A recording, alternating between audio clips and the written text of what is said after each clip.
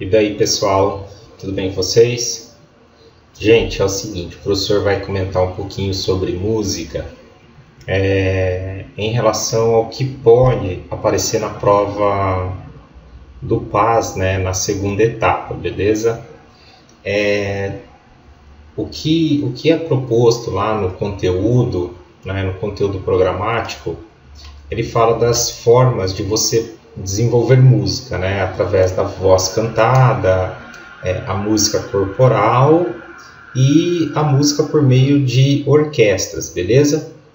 Vamos falar por parte, vamos falar aqui inicialmente da música que vem através da voz cantada, beleza?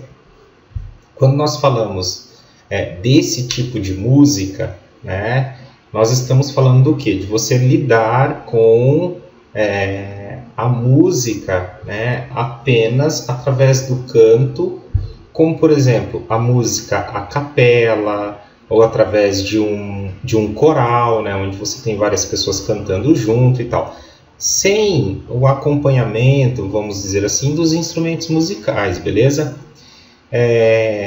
Dentro dessa ideia da voz cantada, né, nós podemos encontrar também a ópera, né? Não sei se alguém já viu alguma apresentação, né? Depois, se vocês tiverem curiosidade, procurem aí no YouTube para vocês verem. Então, a forma de você lidar com a música através da voz cantada, você pode encontrar a capela, a ópera, né, os corais ali e tal. É uma forma de você trabalhar com apenas, né, o canto, beleza? Sem nenhum instrumento ali musical acompanhando. Dentro da voz cantada nós temos a extensão vocal, né, a extensão vocal que vai se referir ao conjunto de notas, né, que o cantor ele consegue articular, né? Daí você tem essa tessitura vocal, né, que é o conjunto dessas notas que você consegue, que a pessoa consegue articular sem esforço, né, de modo que o timbre saia com a qualidade necessária, né, que ele precisa. E quando você fala dessa questão do timbre, nós estamos falando da nossa identidade sonora, né? O timbre é a identidade sonora, beleza? Cada pessoa tem um timbre de voz, né, que é diferente, né? Você consegue reconhecer a pessoa, reconhecer alguém aí só pelo timbre de voz, né? Só pela voz da pessoa você já consegue identificar, porque o timbre é a nossa identidade, né? Uma característica única, beleza? E quando nós falamos dessa questão da voz cantada, nós vamos encontrar, né? Não sei se alguém já assistiu a uma orquestra, uma apresentação de coral, né?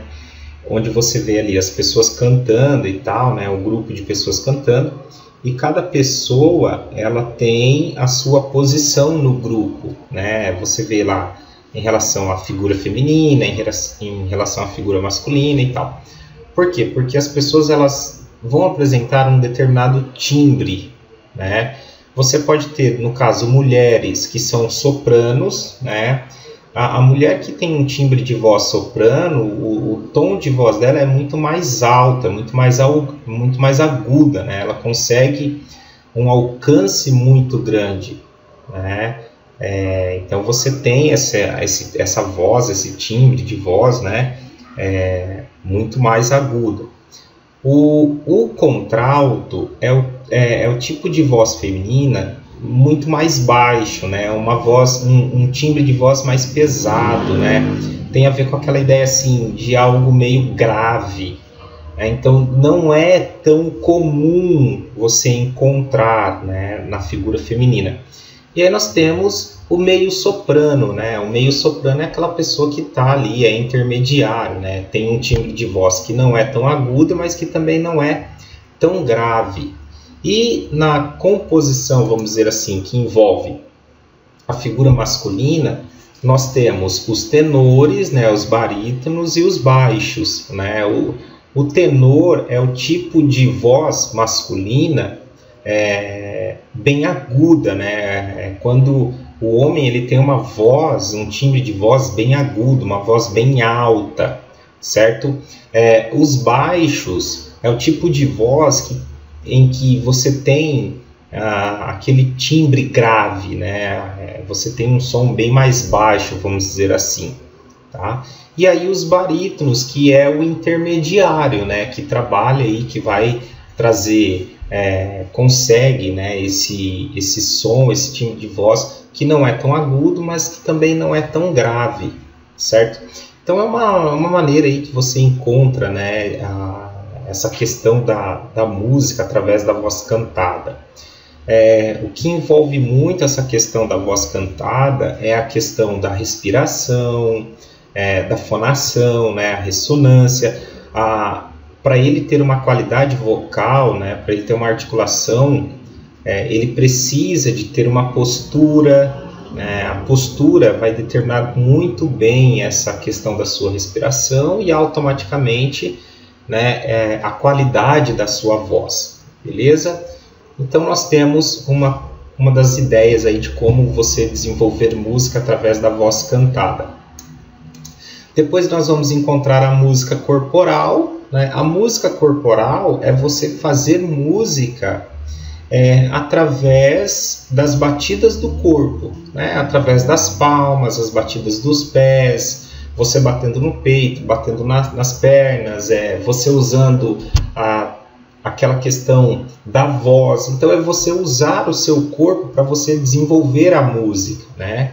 E para você conseguir isso, você tem que ter aí, né, essa questão, você precisa explorar a questão do ritmo, da melodia, da harmonia, né? Para você conseguir um som que tenha a periodicidade, né? Ou seja, os sons eles precisam ser organizados, né? Para você conseguir esta ideia de música, certo? Aí nós vamos encontrar as orquestras, né, que também é uma outra forma de você produzir música, mas que jeito, né? Através dos instrumentos, né? Geralmente considera-se como orquestra, né, quando você tem aí as 4 famílias, né, de instrumentos: as cordas, né, as madeiras, os metais e os instrumentos de percussão, né? Geralmente envolve isso, tá?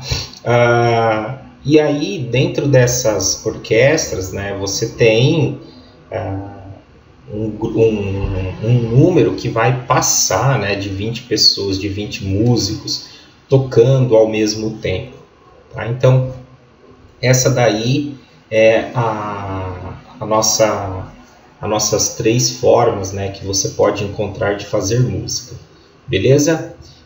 Depois, galera, uma coisa que nós vamos encontrar no conteúdo, né, é a questão da música, né, diante da linha do tempo, tá?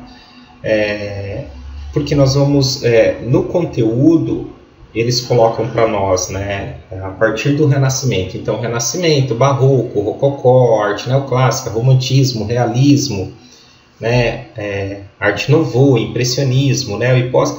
Então, são os assuntos que podem aparecer.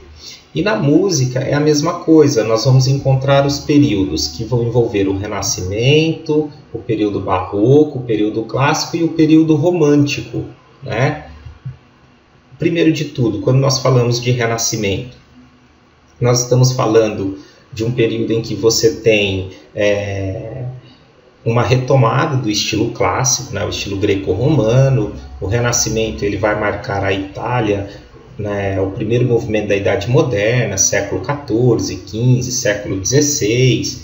É a valorização da figura humana, né, o antropocentrismo, o humanismo. Tudo que foi produzido no Renascimento foi produzido buscando, né, uma ideia racional, lógica, coerente. Então você tem uma arte límpida, você tem uma arte nítida, né? E na música, o que nós vamos encontrar é a ideia da polifonia coral, né? Dentro do período renascentista, na música, nós temos a polifonia coral, que se constitui de várias melodias cantadas e tocadas ao mesmo tempo, né? E a partir dessa época vai começar a surgir um interesse muito grande, né, entre os compositores em poder escrever peças para, vamos dizer assim, para que sejam, né, apresentadas e tal. Então, no Renascimento, o que nós encontramos de inovador é essa questão da polifonia coral, que é você conseguir desenvolver uma música que ela é cantada, né, e tocada ao mesmo tempo. No período barroco, que também marca a Itália, né, século XVI, XVII e comecinho do século XVIII, é quando nós começamos a encontrar as primeiras orquestras, né? Vão começar a aparecer as primeiras orquestras. E tudo que foi produzido no barroco, gente, foi produzido em excesso, em exagero, né?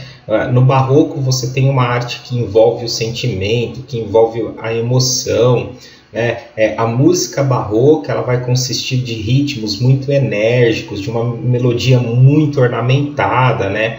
Onde vai alterar ali entre sons fortes e fracos. Então o barroco ele vem, né? Ele é um movimento que vai ser lançado através da igreja pela Contra-Reforma, né? Em oposição à Reforma Protestante do Renascimento, mas ela não vai desenvolver apenas aí essa questão religiosa. Ela vai passar por várias outras, vai estar inserida, né, em relação ao cotidiano e tudo mais. E aí nós temos a música do período clássico, né, que é referente ao período neoclássico, lá na segunda metade do século XVIII, né? A arte neoclássica é chamada de uma arte acadêmica, né? Porque quando começam a surgir as escolas, as academias de arte, a arte neoclássica é uma retomada do estilo clássico, do estilo greco-romano e automaticamente do Renascimento, né? No período clássico, você vai ter uma música límpida, nítida, racional, coerente, né? Novos instrumentos vão começar a surgir, as orquestras vão aumentando de tamanho, né? Tanto é que as orquestras vão atingir seu ápice no romantismo. A música neoclássica, ou clássica, como queira chamar, ela não vai ser complicada como aquela música barroca, né? Produzida em excesso, produzida em exagero, né? Para despertar sentimento e emoção. A música clássica ela vai ser bem límpida, bem nítida, tá? E aí, por último, nós vamos encontrar a música romântica, né? Do romantismo ali, que é a primeira metade do século XIX, e ela vai romper com os padrões, com a estética, com aquela arte clássica, com aquela música clássica, né? O romantismo vai trazer uma autonomia, uma liberdade muito grande. As orquestras vão atingir o seu ápice, né? O romantismo ele sofre uma influência do barroco, né? Por tratar desse sentimento, dessas emoções, e traz uma característica que é bem marcante. A música do romantismo, ou o romantismo em si, gente, ele trabalhou muito com a questão do nacionalismo, né? Então ele vai valorizar demais essa questão do nacionalismo, essa questão das lendas, né? Que marcam aí essas canções folclóricas, beleza? Então isso aí é a primeira parte que o professor vem apresentando para vocês. Vou no segundo vídeo agora, continuem aí assistindo para vocês verem os outros gêneros, tá bom?